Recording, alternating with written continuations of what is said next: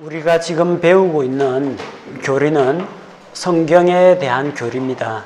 자, 성경에 대한 교리, 성경론을 다루고 있는데 그 중에서 이제 드디어 중요한 부분에 도착했습니다. 정경에 대한 것입니다. 정경은 이제 캐논이라고 부르는데 이 정경이란 무엇이냐? 원래 개념은 어원은 갈대, 측량용 자를 이야기합니다. 옛날에는 길이가 긴 갈대를 가지고 측량하는데 사용을 했습니다. 그래서 거기에서 나온 말, 무엇에 척도로 한다 그런 말 있죠. 표준이나 기준, 규범을 이야기할 때 그걸 캐논이라고 부릅니다. 정경이라고 합니다. 성경에서 정경이라고 이야기할 때는 바로 정해진 표준 기준을 만족시키는 성경의 각 권, 각 책을 정경이라고 합니다. 예를 들어서 무슨 서신서가 있다. 이것이 과연 하나님께서 영감으로 주시고 섭리로 보존하신 그 성경책이 맞느냐, 그 기준을 만족시키느냐, 만족시키면 정경이라고 합니다. 그 기준에 어긋나는 거짓말을 모아놓은 거 아니냐, 그럼 가짜다, 위경, 거짓 위경이라고 합니다. 또 반면에 이건 성경에는 포함시킬 수 없는 성경 외적인 그런 내용을 담고 있다. 역사적, 문학적인 가치는 있지만 권위 있는 하나님의 말씀은 아니다. 그럼 외경이라고 부릅니다. 자, 정경이 왜 중요하냐? 하나님께서 자신의 계시를 통해서 이제 영감을 통해서 진리를 주셨는데 이 진리의 말씀이 나오다 보니까 이 진리가 하나로 통합되고 묶일 필요가 있다는 겁니다. 각각 낙권으로 있어가지고는 하나님의 뜻과 계획이 무엇인지, 하나님의 경륜이 무엇인지 사람들이 알 수가 없다는 겁니다. 진리를 통합하는 그런 과정이 반드시 필요한데 그 과정을 정경화 작업이라고 합니다. 또 사도 바울이 서신서를 기록할 당시에 그 당시에 벌써 이단 문서들이 등장하기 시작했습니다. 거짓 대언자들과 거짓 선생들이 자기들 나름대로 자기들 교리를 주장하는 내용을 조작을 해서 이게 하나님의 말씀이다라고 만들어냈다는 겁니다. 따라서 이 문서가 그 위조 문서인지 아니면 정말 하나님의 말씀인지 확정을 지을 필요가 있었다는 겁니다. 자, 정경이 왜 필요한가? 첫 번째는 하나님의 말씀의 권위를 세우기 위해서 필요합니다. 여러 문서들 가운데 무엇이 진짜냐? 무엇이 하나님께서 주신 진리의 말씀인지 확정할 필요가 있었기 때문에 정경이 필요합니다. 또 그 당시에 등장한 이단들 때문에 사도 바울 당시에도 하나님의 말씀을 변개시키는 자들이 벌써 등장하기 시작했습니다. 이단들이 최근에 등장한 것이 아니라 사도 바울 당시에도 있었다는 겁니다. 고린도후서 2장 17절 말씀을 보면은 바울이 이 편지를 쓸 당시에 우리는 하나님의 말씀을 부패시키는 많은 사람들 같지 아니하고 오직 진실함에서 난 자같이 그 당시에 하나님의 말씀을 부패시키는 거짓 교사들이 나왔다는 겁니다. 따라서 이게 정경인지 아닌지 확정을 지어야만 요 안에 있는 내용을 믿음으로 받아들일 것인지 말 것인지를 결정할 수 있다는 겁니다.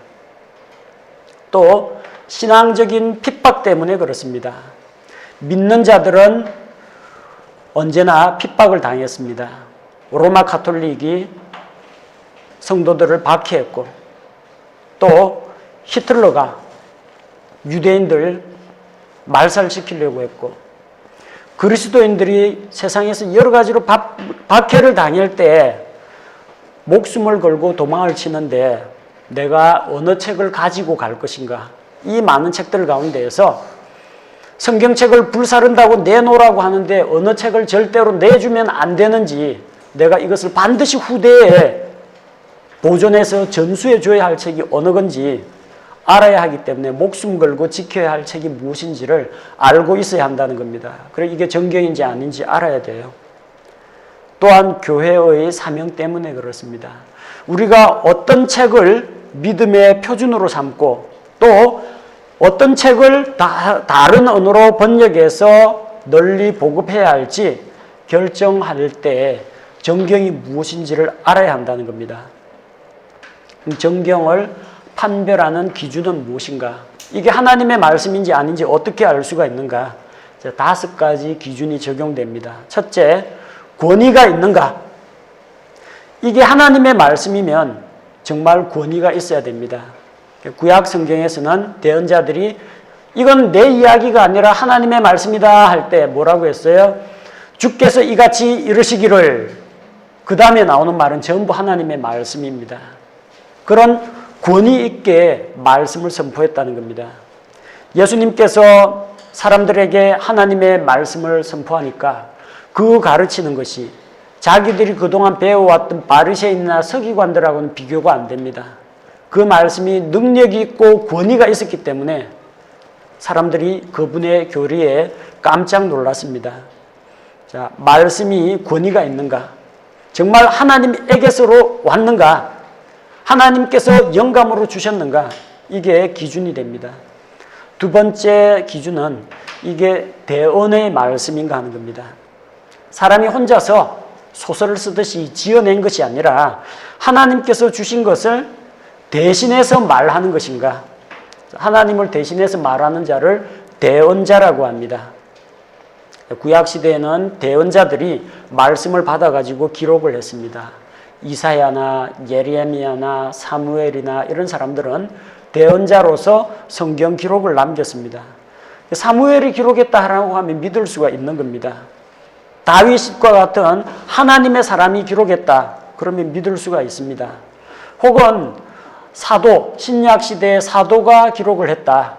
또 사도는 아니지만 사도 옆에 항상 따라다니던 그 사람이 기록을 했다. 그러면 믿을 수가 있다는 겁니다.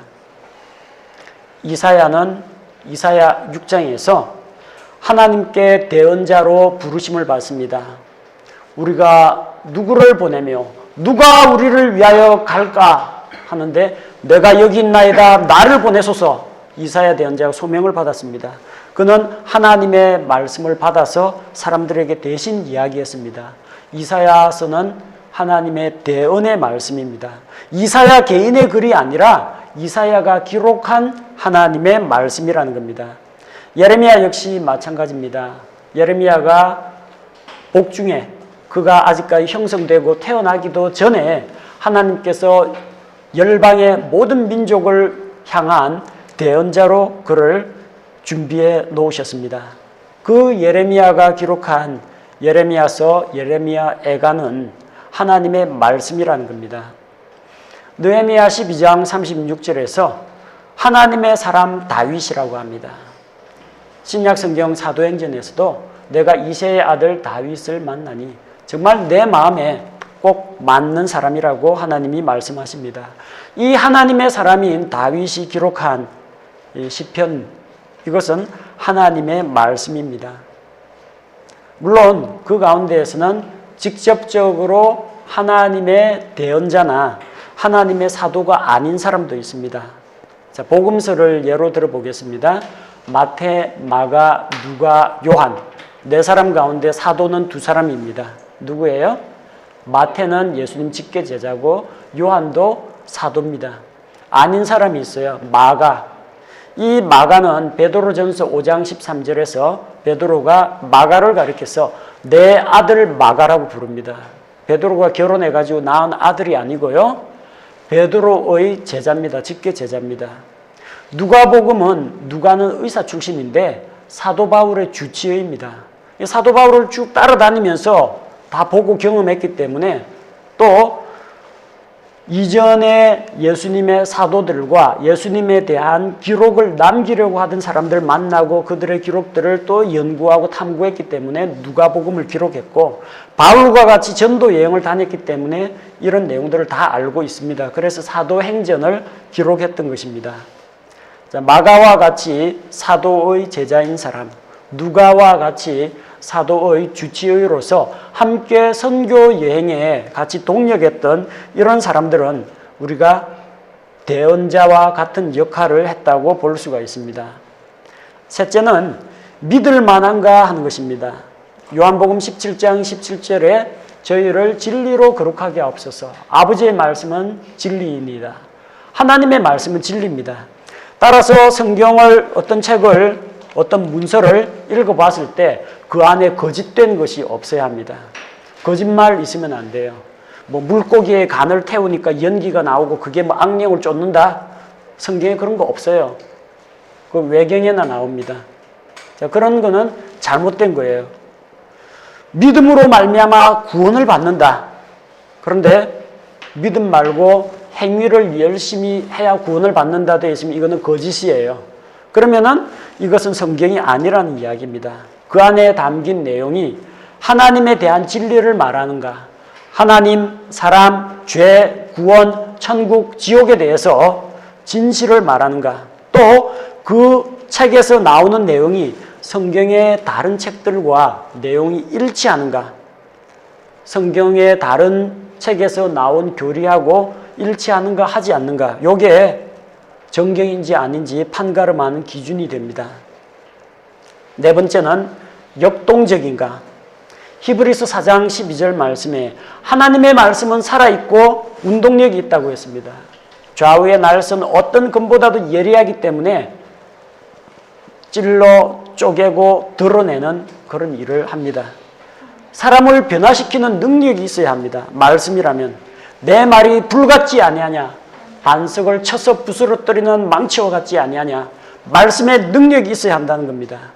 사람을 변화시킬 수 있는 책인가? 세상에는 사람을 변화시키는 책도 있습니다. 위인전을 읽고 한 아이의 미래의 희망사항이 달라지기도 합니다.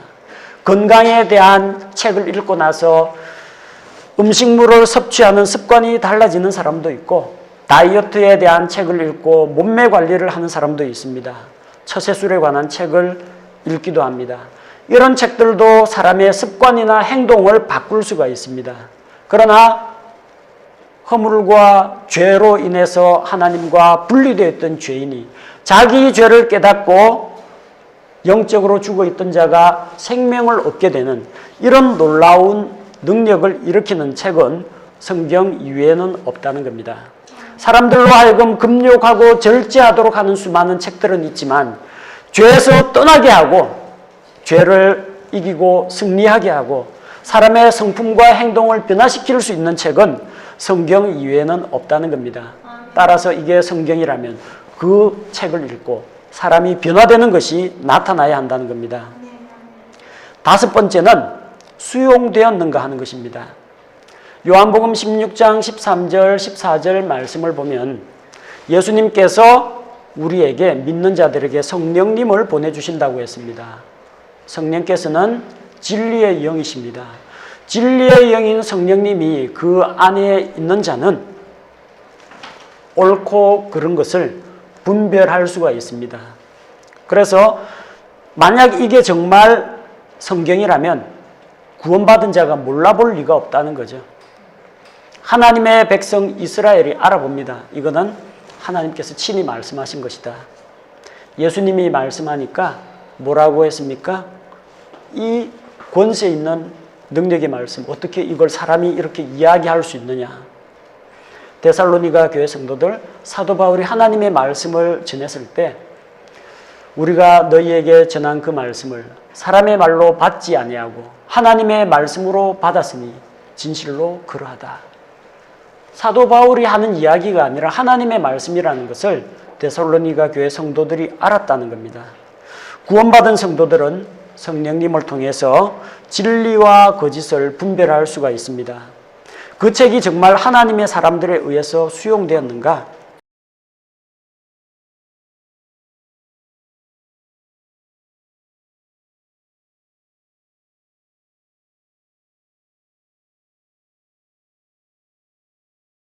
신약 성경은 성경대로 믿는 신자들의 교회를 통해서 보존되어 왔습니다. 그래서 교회가 그 책을 채택했는가 하는 것이 정경을 판별하는 한 가지 기준이 됩니다. 자, 여기서 우리가 조심해야 할 것은 정경은 하나님께서 영감을 통해 주시고 섭리로 보존하신 그 진리를 통합하는 과정입니다. 다 그 책을 모아가지고 전체 하나의 성경으로 창세기부터 계시록까지 통합하는 그 과정입니다.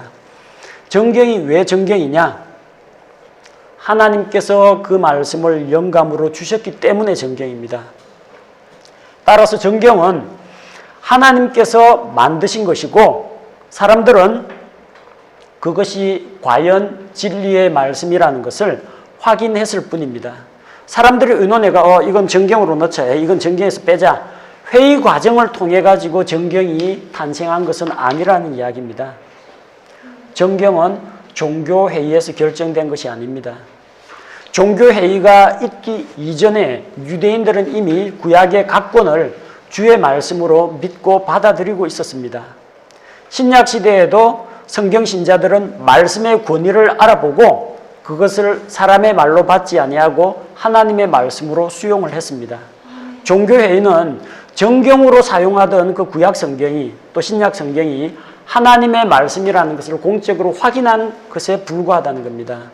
자, 정경은 구약의 정경이 있고 신약의 정경이 있습니다. 자, 구약의 정경화 과정을 보면 AD 1세기경, 아직까지 종교회의 열리기 전입니다. 유대인 역사가 요세푸스라는 사람이 유대인들이 믿고 있는 구약의 정경에 대해서 증언을 했습니다. 오늘날 우리가 가지고 있는 구약 성경 39권하고 똑같습니다. AD 90년경 1차 얌니아 회의에서 유대인들이 사용하던 그 구약 성경을 정경으로 받아들였습니다. 정경을 새로 선별 작업해가지고 정경에 추가할 거, 정경 후보자, 정경에서 탈락, 이게 아니고 유대인들이 정경이라고 믿고 있던 그걸 그대로 받아들였다는 겁니다. 이건 재확인하는 절차였지 사람이 정경을 만든 게 아니라는 겁니다. 다만 AD 118년에 2차 회의에서 구약의 책 5권에 대해서 학자들 사이에서 의문이 제기가 되었습니다. 그 5권의 책이 뭐냐? 전도서. 이 성경 말씀인데 이게 너무나 비판적이고 염세적이라는 거예요. 헛되고 헛되며 헛되고 헛되니 모든 것이 헛되도다. 사람이 해 아래서 자기를 위하여 하는 수고가 그에게 무엇이 유익한가. 전부 다 헛되다는 이야기 나오니까 뭐 인생을 좀 보람있고 활기차게 살아가라 이런 이야기가 나와야 될 텐데 다 헛되다고 하니까 너무 이거 비관적이고 염세적이다. 그런 것 때문에 문제 제기를 한 바가 있습니다. 또 성경 기록 중에서 에스더기에는 하나님의 이름이 한 번도 안 나옵니다. 엘샤다이도 안 나오고 여호와 하나님도 안 나오고 하나님 이름이 한 번도 안 나와요. 하나님의 이름이 한 번도 안 나오는데 이걸 과연 성경으로 받아들여야 되느냐. 학자들 사이에 의문이 제기되었습니다. 또 한 권은 솔로몬의 아가입니다. 나의 사랑하는 자와 함께 가자. 나의 침대 이야기까지 같이 나오고 함께 눕는 이야기가 나오니까 이거 성경치고는 이거 너무 로맨틱하고 육감적이고 에로틱한 게 많이 나오니까 이걸 성경으로 받아야 되느냐 그런 의문이 제기가 됩니다. 잠언에는 가끔 가다가 진리를 강조해서 설명하기 위해서 역설적인 진리가 나옵니다. 어리석은 자의 어리석은 것을 따라 대답하라. 어리석은 자의 어리석은 것을 따라 대답하지 말라. 어느 게 맞습니까? 높아지고자 하는 자는 낮아져라. 이런 내용들이 나오니까 이런 역설적인 진리, 하나님의 말씀이면 딱 부러지게 진리만 이야기해야 되는데 이런 수사법을 보고 이게 과연 하나님의 말씀일까라는 의문이 제기되기도 합니다. 또 에스겔 같은 경우 에스겔이 본 환상들이 기록되어 있어요. 기이한 환상들이 많이 나오죠. 자, 마른 뼈의 환상도 나왔고 예루살렘 성전이 다시 재건이 되고 성전에서 물이 흘러나와가지고 그 물이 이러는 곳마다 생명이 그냥 막 살아나는 이런 일들, 그 당시 사람으로서는 논리적으로는 이해가 안 되는 먼 미래 천년왕국에 대한 이야기인데 그런 환상적인 요소들 이런 것 때문에 의문이 제기되기도 했습니다. 그러나 이것 역시 모두 하나님의 말씀으로 사람들이 시인하고 받아들이게 되었습니다. 구약의 정경은 두 종류가 있습니다. 한쪽은 이제 팔레스틴 정경, 또 한쪽은 알렉산드리안 정경이 있습니다. 팔레스틴이라는 것은 이스라엘 땅이 있는 이제 팔레스타인 지역을 이야기하고요.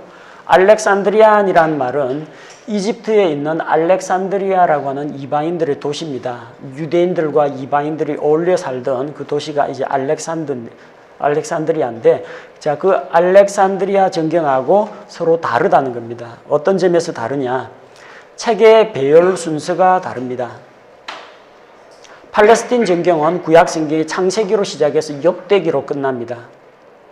그런데 알렉산드리안 정경은 창세기에서 말라기로 끝이 납니다. 유대인들의 성경하고 알렉산드리안 정경 70인역하고는 배치 순서가 달라요. 근데 예수님 당시 예수님이 사용하셨던 성경은 어떤 성경이냐? 팔레스틴 정경입니다. 예수님께서 말씀을 하시죠. 화 있을진저 예루살렘이요. 그러면서 어떤 내용을 이야기하세요? 대언자들을 치는 자, 내가 너희들에게 부지런히 하나님의 대언자를 보내고 했는데 너희들이 받아들이지 않고 거부했다는 이야기입니다. 자, 그래서 예수님께서 뭐라고 말씀하셨습니까? 마태복음 23장 35절에 대언자들을 핍박하는 너희 예루살렘 이 도시, 또 핍박하는 자들의 후손들아, 그리하여 의로운 아벨의 피로부터 성전과 제단 사이에서 너희가 죽인 바라기아의 아들 사가랴의 피까지 땅 위에서 흘린 모든 의로운 피가 너희에게 돌아가리라. 자, 아벨의 피로부터 사가랴의 피까지라고 이야기했어요. 순교당한 대언자들의 리스트를 백두에서 한라까지 이렇게 이야기하는 것처럼, 단에서 베엘세바까지 이야기하는 것처럼 아벨부터 시작해서 사가랴까지로 꼽고 있어요. 사가랴가 그럼 구약시대 마지막 순교자냐? 그렇지 않습니다. 예레미야 당시에 순교한 사람이 또 있어요. 내 성경의 마지막은 역대기입니다. 사가랴 이야기는 역대기에 나와요. 창세기부터 역대기에 이르기까지 모든 대언자라는 이야기예요. 시간 순서를 말하는 게 아닙니다. 이스라엘의 마지막 순교자가 누구냐를 말하는 게 아니라 창세기에 기록된 첫 순교자부터 역대기에 기록된 마지막 순교자까지를 이야기합니다. 예수님이 가진 구약 성경은 팔레스틴 정경이기 때문에 창세기에서 역대기를 다룹니다. 책을 묶는 방식이 달라요. 팔레스틴 정경은 수용된 연대 순서로 흘러갑니다. 처음 말씀을 주시고 그 말씀을 받아 적고 연대기 순으로 가고요. 알렉산드리안 정경은 주제별 구성으로 되어 있습니다. 그래서 누가복음 24장 44절에서 예수님께서 자기 자신에 대해서 성경에 기록된 것에 대해서 더디게 믿는 자들에 대해서 책망하십니다. 엠마오 마을로 가는 두 제자에게 성경에 이런 일이 반드시 일어나야 할 것이라고 기록되는데 너희가 왜 알지 못하느냐? 율법과 대언자들의 글과 시편에 나를 가리켜 기록된 것이 반드시 이루어져야 하리라. 세 가지 분류 체계를 택하죠. 율법, 대언서, 성문서. 반면 알렉산드리안 정경에서는 주제를 네 수로 나눕니다. 율법서, 역사서, 시가서, 대언서. 오늘날 우리가 가지고 있는 성경은 본문은 팔레스틴 정경인데 책을 편집한 배치한 순서는 알렉산드리안 정경 방식을 따르고 있습니다. 그래서 구약 성경이 팔레스틴 정경에서는 24권입니다. 구약 성경 39권 아닙니까? 유대인들 히브리어 성경은 24권입니다. 왜 그런지는 이따 보여드리겠습니다. 자, 알렉산드리안 정경에는 성경이 41권입니다. 왜 41권이냐? 외경을 성경으로 넣었기 때문에 그렇습니다. 바탕이 되는 본문은 팔레스틴 정경은 하나님께서 유대인들을 통해서 보존하신 전통 마소라 본문을 사용하고요.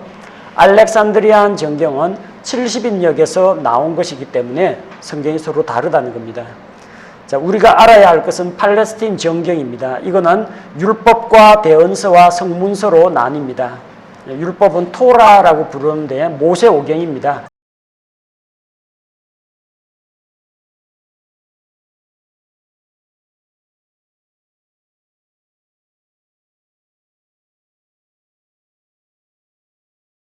대언서는 여호수아, 사사기, 사무엘기, 열왕기가 대언서입니다. 후기 대언서는 이사야, 예레미야, 에스겔, 그 다음에 더 12라고 해서 12권의 소대언서가 한 권입니다. 그래서 12개를 하나로 줄였어요. 11개가 숫자가 줄어듭니다. 그래서 전기 대언서 4권, 후기 대언서 4권, 대언서가 8권입니다. 그 다음에 거룩한 기록들이라고 불리는 성문서가 11권입니다. 그래서 5권, 8권, 13권이죠. 11권 치면은 모두 24권이 됩니다. 그 11권이 뭐냐? 시가서가 있습니다. 시가서는 시편, 잠언, 욥기를 시가서로 분류를 합니다. 그 다음에 5개의 두루마리가 있어요. 메길롯이라고 부르는 5개의 두루마리가 있습니다. 아가, 룻기, 예레미야, 에가, 전도서, 에스더. 그 다음에 역사서가 들어가는데 다니엘, 에스라, 느헤미야. 에스라, 느헤미야는 한 책입니다. 그리고 역대기. 자, 그래서 역대기가 에스라에 의해서, 서기관 에스라에 의해서 마지막으로 기록이 됩니다. 그 창세기부터 역대기까지 가는 거예요. 이 가운데에서 메길롯이라고 불리는 5권의 책들은 유대인들의 명절에 낭독하는 책들입니다. 솔로몬의 아가, 이 솔로몬의 아가는 연애에 대한 이야기가 아니고 주 하나님과 이스라엘 사이의 사랑의 관계를 이야기합니다. 이스라엘 백성들은 유월절 때가 되면은 아가를 함께 읽습니다. 룻기는 하나님께서 베들레헴의 곡식을 풍성하게 주셔가지고 곡식을 수확하는 그 당시를 배경으로 하고 있죠. 그래서 수확절이라고 불리는 오순절날 그들은 룻기를 읽습니다. 예레미야, 에가는 슬픔의 노래입니다. 이거 언제 읽느냐? 예루살렘 성전 멸망 기념일을 그때가 되면 예레미야, 에가를 읽습니다. 전도서는 헛되고 이런 이야기가 아니라 하나님 없이 살아가는 인생의 허무함에 대해서 이야기하고 하나님이 주시는 것으로 만족하면서 누리는 삶, 그것을 삶의 큰 보람으로 여깁니다. 그래서 농사해가지고 모든 곡식을 수확해가지고 창고에 다 집어넣고 이제 하나님 안에서 평안히 안식과 만족을 누리자 장막절날 전도서를 읽습니다. 에스더는 언제 읽습니까? 에스더 본문에 나와 있습니다. 불임절날 읽습니다. 제비뽑기 한 거 있죠? 유대인들을 언제 말살시킬 것인가? 하만이 날짜를 제비 뽑아가지고 제비를 뽑았는데 그 불임절을 기념해서 그때에는 에스더기를 읽으면서 하나님이 어떻게 대적들의 손에서 우리를 구출하셨는가 그걸 다시 한번 기억합니다. 5개의 두루마리 메길롯이라고 하는 이 책은 유대인 명절하고 연관이 되어 있습니다. 그래서 우리가 가지고 있는 성경하고는 배치 순서가 조금 다릅니다. 3가지 주제로 묶이고요. 구약 성경이 39권이 아니라 24권입니다. 왜 24권인지는 잘 생각해 보시면 알 수가 있습니다. 책 숫자가 줄어들어요. 우리는 사무엘상, 사무엘하, 열왕기상, 열왕기하 하는데 벌써 이게 사무엘기, 열왕기, 역대기 이러면서 3권이 숫자가 줄어듭니다. 또 우리는 12권의 소대언서가 호세아, 요엘, 아모스, 오바데, 요나, 미가, 나움, 하박국, 스바니, 학개, 스가랴, 말라기 이렇게 가는데 여기에서는 호세아부터 시작해 말라기까지를 하나로 더 12권 그렇게 부릅니다. 그게 한 권이에요. 11권이 줄어들었어요. 또 어디서 차이가 나요? 우리는 에스라, 느헤미야가 따로 되어 있는데 유대인들 히브리 성경은 에스라, 느헤미야가 하나로 줄어버렸습니다. 그래서 39권이 아니라 24권으로 구성되어 있습니다. 다만 안에 있는 책들은 예수님 쓰셨던 구약 성경이나 유대인들 정통파 유대인들이 쓰는 히브리어 구약 성경이나 우리가 갖고 있는 구약 성경이나 내용이 똑같습니다. 그 다음은 이제 신약의 정경에 대한 문제입니다. 신약의 정경화 과정은 약 AD 140년경, 이때는 아직 뭐 종교회의도 없었고 로마 카톨릭 뭐 이런 것들도 나오기 전입니다. 그러니까 사도 요한이 죽고 나서 약 40여 년 지난 다음에 여러 가지 이단 문서들이 많이 나오니까 이 서서히 정경화 작업들이 그때 이제 필요하게 된 거죠. 근데 AD 140년경 그때 성경 기록은 약 AD 90에서 100년 사이에 다 완성이 됐습니다. 요한계시록이 완성되면서 완성됐는데 그때 당시에 이미 지금과 같은 27권의 신약 성경이 형성되어 있었습니다. 자, 그런데 로마가 기독교를 국교화시켰다. 종교의 자유를 줬다는 이야기가 아니고요. 로마의 정치 제도하고 종교 제도를 결합해서 국가교회를 탄생시킨 겁니다. 그래서 황제가 교황이 되는 콘스탄틴 자신이 황제인 동시에 초대 교황이 되는 그 시기입니다. 이때 로마 가톨릭이 이제 태동하기 시작한 거예요. AD 325년이라는 건 뭘 말해요? 벌써 로마 가톨릭이 자리 잡고 종교회의를 시작했다는 거예요. AD 325년 이 당시에 니케아 회의를 열었는데 이 종교회의에서는 정경 문제는 다루지 않았습니다. 어떤 문제를 다뤘냐면 삼위일체를 부정하는 아리우스파를 이제 축출하는 그런 회의였습니다. 삼위일체 믿느냐 안 믿느냐 이단 교리를 심사하는 자리였습니다.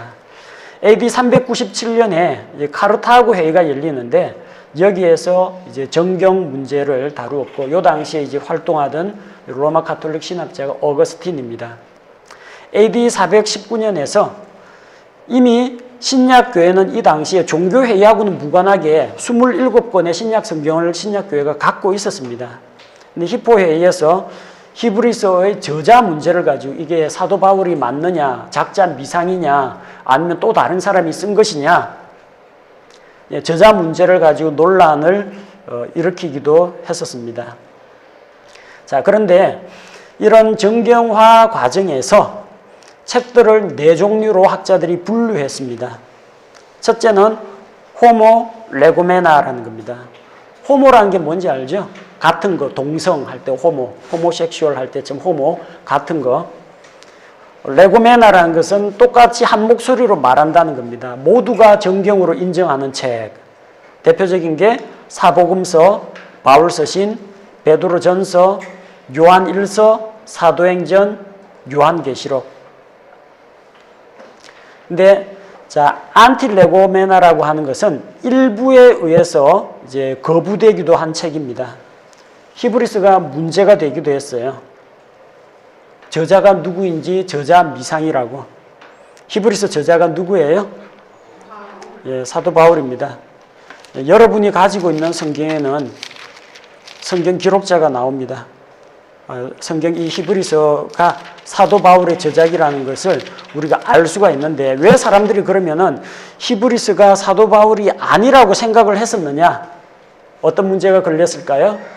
사도 바울은 이방인들의 사도라고 했는데 어떻게 히브리 사람들에게 이걸 썼을까? 자, 그런 것 때문에 이제 논란이 빚어졌다는 겁니다. 부정당했다는 이야기는 아닙니다. 이제 안티레고메나라는 것은 거기에 대해서 이의를 제기하는 사람들이 일부가 있었다는 이야기입니다. 자, 야고보서는 사람들에 의해서 한때 거부당했습니다. 왜? 너는 믿음이 있느냐? 믿음이 있다면 행위로 그것을 보여라. 행함이 없는 믿음은 죽은 것이라. 사람이 믿음으로만 의롭다함을 받지 않고 행위로 된다라고 이야기하니까 이 바울의 구원론하고는 이게 다른 거 아니냐. 그래서 야고보서가 루터 같은 경우 지푸라기 서신이라고 할 정도로 야고보서의 가치를 떨어뜨려 놓았다는 겁니다. 자, 그런데 야고보서는 믿지 않는 사람들에게 너희가 행위가 있어야 구원받는다 이런 이야기가 아니고요. 믿고 있는 사람들을 대상으로 기록된 겁니다. 근데 믿는다고는 하면서 생활은 완전히 엉망인 그런 사람들, 진짜 너 거듭난 사람이냐, 삶의 열매를 보이라는 겁니다. 왜? 믿음으로 구원받는 건 맞는데, 행위 없이 믿음으로 구원받는 건 맞는데 정말 믿는다면 구원의 결과로서 행위가 따라와야 자연스럽고 그게 옳다라는 겁니다. 자, 그런 건데 그 맥락을 무시하고 야고보서를 마치 행위 구원을 가르치는 것처럼 잘못 아는 사람들이 야고보서에 대해서 이의를 제기하기도 했습니다. 자, 베드로후서는 왜 문제가 됐느냐? 문체가 보니까 베드로전서하고 문체가 다르다는 거예요. 베드로전서에서는 어떤 이야기 나와요? 너희가 영적으로 성장해야 된다 이야기에다가 목양자들이 이런 식으로 해야 된다 하는데 베드로후서에 가면 주로 종말론 이야기 다룹니다. 그러니까 문체 자체가 달라질 수밖에 없죠. 문체가 문제가 됐는데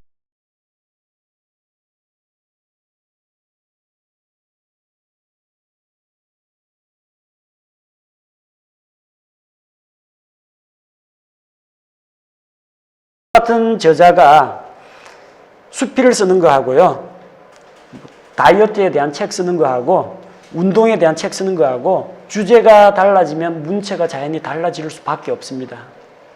동일한 사람일지라도 여러 가지 문체를 쓸 수가 있다라는 거예요. 요한 2서, 요한 3서가 또 거부를 당했습니다.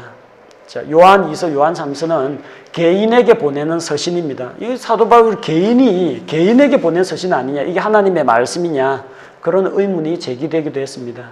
근데 같은 논리로 이야기하자면 빌레몬은 어떻습니까? 빌레몬서. 사도 바울이 빌레몬에게 보내는 서신입니다. 그러나 우리가 그걸 성경으로 인정을 하죠. 누가복음은 데오빌로 각하에게 누가가 써보냅니다. 그럼 개인에게 보내면 성경이 아니냐? 개인에게 보내지만 누가복음, 사도행전, 성경으로 우리가 인정을 합니다.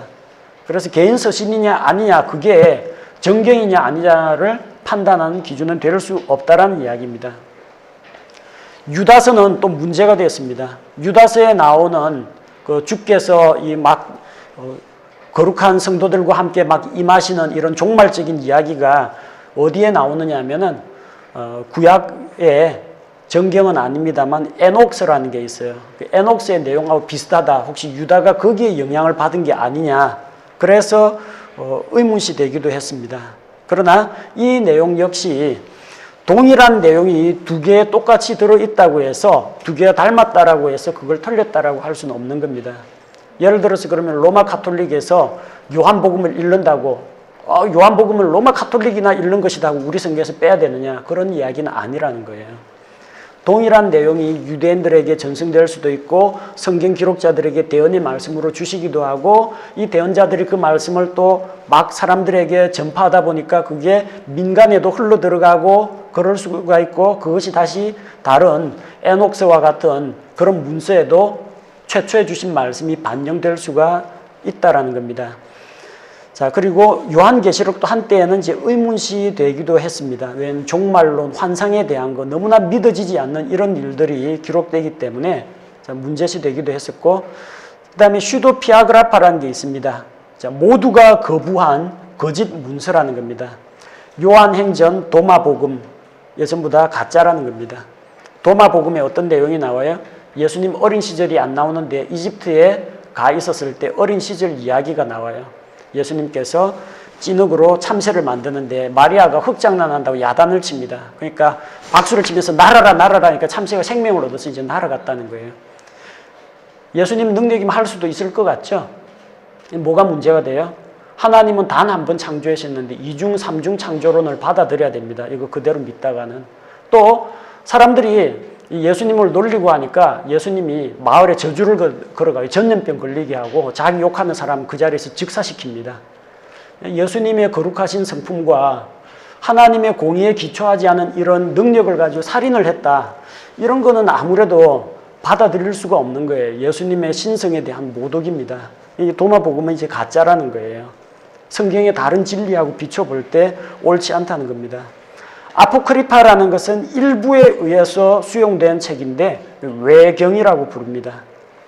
마카베오, 토비트, 유디트, 폴리캅 서신, 바나바 서신, 12제자 가르침 이런 게 있는데 문학적인 가치는 있습니다. 또 신구약 중간사를 이해하는 역사서로서의 가치도 있습니다. 이 마카비 가문의 항쟁을 다룬 말라기에서 침례자 요한이 등장하기 중간까지 신구약 거의 암흑기 당시에 어떠한 일이 일어났는지, 어떻게 셀루키드 왕조 그쪽에서 북쪽에서 그리스의 후신인 그 시리아 군대가 쳐들어오고 남쪽에 톨레미 왕조하고 뭐 전쟁을 하고 그 과정에서 안티오쿠스 에피파네스가 이제 예루살렘 성전을 더럽히고 마따디아스의 아들인 이제 마카비가 백성들을 이끌고 항쟁을 한 그 역사 기록들이 마카베오 상하에 보면 기록되어 있습니다. 신구약 중간사를 이해하는 역사적인 사료로서의 가치는 있지만 권위 있는 그런 말씀으로 받아들일 수가 없다라는 거예요. 왜? 신약 성경의 어떠한 저자들도 이 책에서 인용을 하거나 이 사람에 대해서 언급한 적이 한 번도 없습니다. 또 이 안에는 대언의 진리 같은 것, 대언의 말씀, 진리의 말씀이 들어있는 것이 아니고 무엇보다도 교회가 이것을 하나님의 말씀으로 받아들이지 않았다라는 겁니다. 따라서 이런 성경은 우리가 이제 정경이라고 받아들이지 않습니다. 우리가 가지고 있는 정경은 창세기부터 계시록까지 신구약 성경 66권 전부입니다. 그래서 이렇게 통일된 정경이 있기 때문에 시대를 거듭하면서 내려오는 하나님의 구원의 계획과 역사와 이런 모든 것들을 우리가 총체적으로 이해할 수가 있다는 겁니다. 또 어느 책이 진짜인지 아닌지를 알 수가 있고 구약에서 예언한 말씀이 신약에서 어떻게 성취되었는지도 알 수가 있고 한 대언자가 다른 대언자의 글을 어떻게 서로 참조하는지 그런 걸 통해서 과연 하나님의 말씀은 모든 세대, 모든 사람들에게 주신 진리의 말씀이고 또 이 말씀이 성경이 성경을 지지해주고 성경이 성경을 입증해주는 그런 유기적인 조직이 바로 이 정경화된 66권 안에 짜여져 있다는 것을 우리가 발견할 수가 있습니다. 성경의 정경 부분은 대단히 중요하니까 많이 읽고 복습하시기 바랍니다.